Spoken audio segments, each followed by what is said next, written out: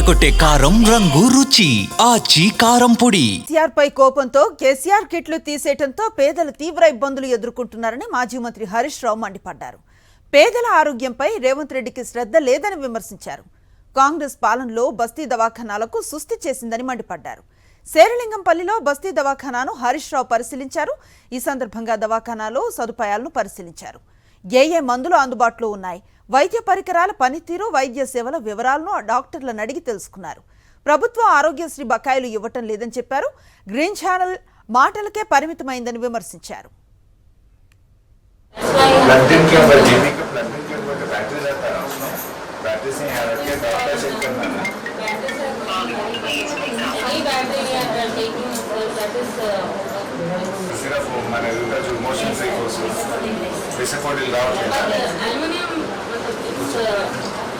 Tablet వచ్చింది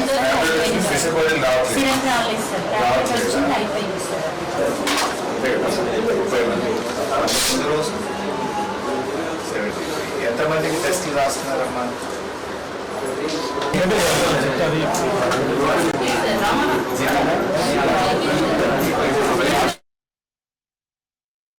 ఆనాడు కేసీఆర్ గారు కేసీఆర్ కిట్ పథకం పెట్టి ప్రభుత్వ ఆసుపత్రుల్లో 72% డెలివరీలు జరిగేది.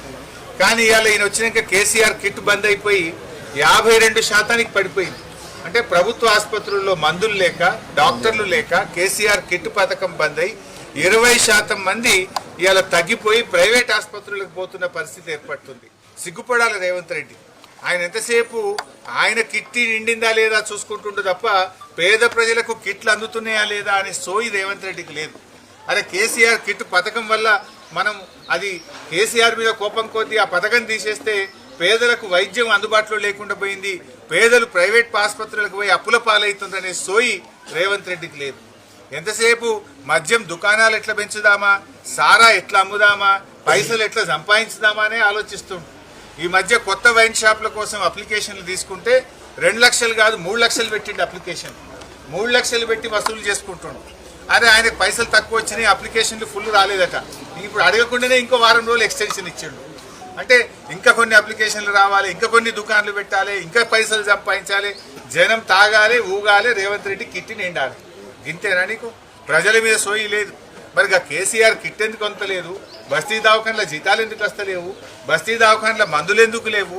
బస్తీ దవాఖాన్ల పరీక్షలు ఎందుకు లేవు అని ఒక్కనాడన్నా రివ్యూ చేసినావా?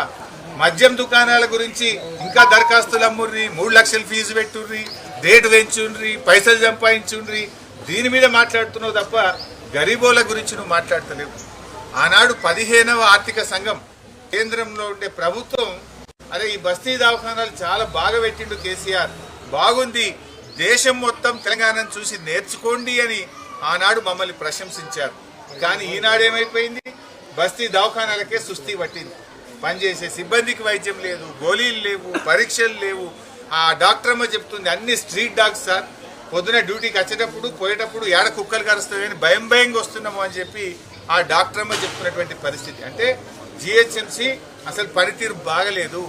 చివరికి ఈ బస్తీ దవాఖానా పరిస్థితి ఏంటంటే దానికి మీటర్ కూడా లేదు, బయట కొండేసి దవాఖానా కరెంట్ నడుస్తుంది. పోయి ఆడ పోయి బీపీ మీటర్ చూస్తే ఆ బీపీ మీటర్ కూడా అందులో బ్యాటరీలు అయిపోయినాయట. బీపీ చెక్ చేసే మిషన్లో బ్యాటరీలు అయిపోయినాయి.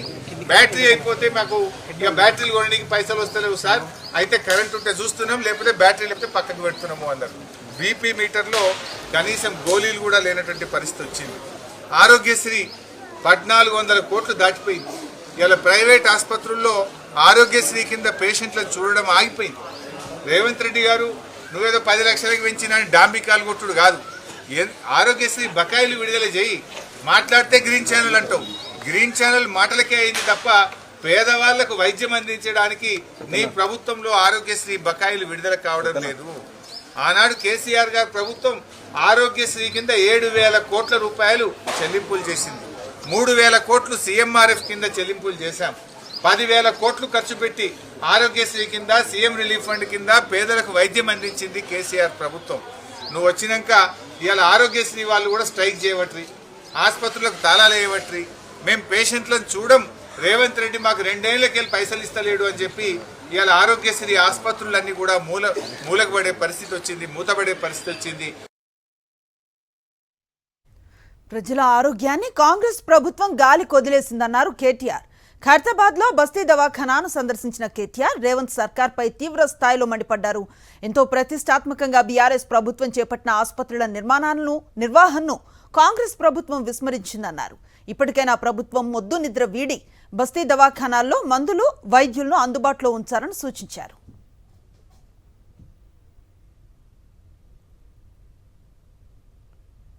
బస్తీ దవాఖానాల పరిస్థితి ఏంది అంటే కాంగ్రెస్ ప్రభుత్వం వచ్చినాక ఈ 2 ఏళ్లలో ప్రజారోగ్యాన్ని పక్కన పెట్టారు.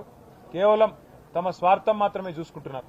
అందుకే ఈ ప్రభుత్వానికి గుర్తు చేయాలి, వాళ్ళ బాధ్యతను గుర్తు చేయాలి, ప్రజల ఆరోగ్యాన్ని పట్టించుకోమని చెప్పాలన్న ఉద్దేశంతో ఈరోజు మొత్తం హైదరాబాద్ వ్యాప్తంగా మా ఎమ్మెల్యేలు, మా ఎమ్మెల్సీలు, మా నాయకులందరూ కూడా బస్తీ దవాఖానాల ఆకస్మిక తనిఖీ కార్యక్రమాన్ని చేపట్టాం. అందులో ఇక్కడ గురు బ్రహ్మనగర్లో ఖైరతాబాద్ కాన్స్టిట్యున్సీలో ఇక్కడ ఉన్న బస్తీ దవాఖానకు నేను రావడం జరిగింది.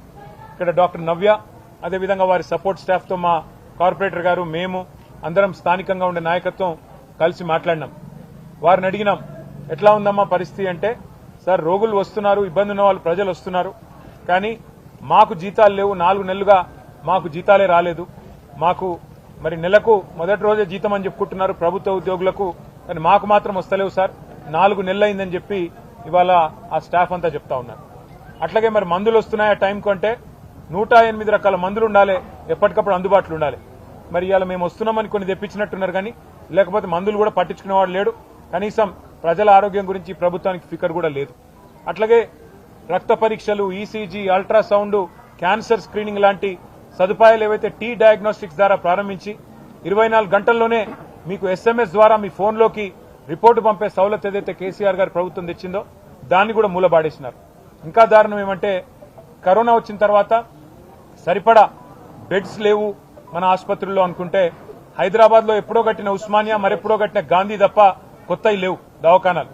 అందుకే కేసీఆర్ గారి ప్రభుత్వం హైదరాబాద్ లో మరొక 6,000 పడకలు యాడ్ చేయాలన్న ఉద్దేశంతో 4 TIMS Telangana institute of medical sciences Jubilee Hills నియోజకవర్గంలోని ఎర్రగడ్డలో, అట్లాగే మరి ఎల్బీ నగర్ నియోజకవర్గంలోని గడ్డి అన్నారంలో, మల్కాజ్గిరి నియోజకవర్గంలోని అల్వాలలో, అట్లాగే శేర్లింగంపల్లి నియోజకవర్గంలోని గచ్చిబౌలిలో 4 దిక్కుల 4,000 పడకల ఆసుపత్రులు ప్రారంభించింది కేసీఆర్ ప్రభుత్వం. అట్లాగే ఖైరతాబాద్ నియోజకవర్గంలోని నిమ్స్ హాస్పిటల్ ఏదైతే ఉందో అక్కడ కూడా మరొక 2,000 పడకలు, మొత్తం కొత్తగా 6,000 పడకలు హైదరాబాద్ లో యాడ్ చేయాలన్న ఉద్దేశంతో టిమ్స్ మరియు నిమ్స్ విస్తరణకు శ్రీకారం చుట్టింది కేసీఆర్ ప్రభుత్వం. 90% మేము పూర్తి చేసినాం నిర్మాణం కూడా, 10% కూడా ఈ 2 ఏళ్లలో పూర్తి కాలేదు. ఈ ప్రభుత్వం కావాలనే జాప్యం చేస్తున్నట్టుగా కనబడతా ఉంది. అట్లాగే తెలంగాణలోనే అతి పెద్దదైన ఆసుపత్రి వరంగల్లో 24 అంతస్తుల్లో 2,000 పడకలతో ఎంజీఎం ఆసుపత్రిని ఆధునీకరించే పని కూడా మరి ప్రారంభించాం. దాన్ని కూడా ఈ ప్రభుత్వం పట్టించుకోవట్లేదు, మధ్యలోనే ఆపేసే ప్రయత్నం చేస్తున్నట్టుగా కనబడతా ఉన్నది. అంటే ప్రజారోగ్యం అంటే, ప్రజల ప్రాణాలంటే కాంగ్రెస్ ప్రభుత్వానికి, రేవంత్ రెడ్డి గారికి ఏమాత్రం శ్రద్ధ ఉన్నదో, ఏమాత్రం ప్రేమ ఉన్నదో దీన్ని బట్టే చెప్పొచ్చు. ఇవాళ కనీసం మా ఈ ఆకస్మిక సందర్శనతోనన్నా ప్రభుత్వం దున్నపోతు నిద్ర నుంచి మేల్కొని ఆ ఉద్యోగులకు జీతాలు వెంటనే టైంకి ఇవ్వాలని, ప్రజల కోసం ఏవైతే 108 రకాల మందులు అందుబాటులో పెట్టాలని చెప్పి బస్తీ దవాఖానాలో నిబంధనలు ఉన్నాయో వాటిని అందుబాటులోకి తీసుకొని రావాలని, మూలబడ్డ టీ డయాగ్నోస్టిక్ పరీక్షలు అన్ని జిల్లా కేంద్రాల్లో కూడా తెరిపించాలని, మరి అట్లాగే ప్రభుత్వ ఆసుపత్రులను పట్టించుకోవాలని, ప్రజల ప్రాణాలు పట్టించుకోవాలని. ఇవాళ మేము ఇక్కడికి వస్తున్నామంటే ఈ బస్తీలో కూడా ఇవాళ మొదటిసారిగా బ్లీచింగ్ పౌడర్ చల్లినారు. వస్తున్నామని చెప్పి హడావుడిగా ఆఖరి నిమిషంలో ఏదో దీన్ని సాఫ్ సఫాయి చేసే ప్రయత్నం చేసినారు.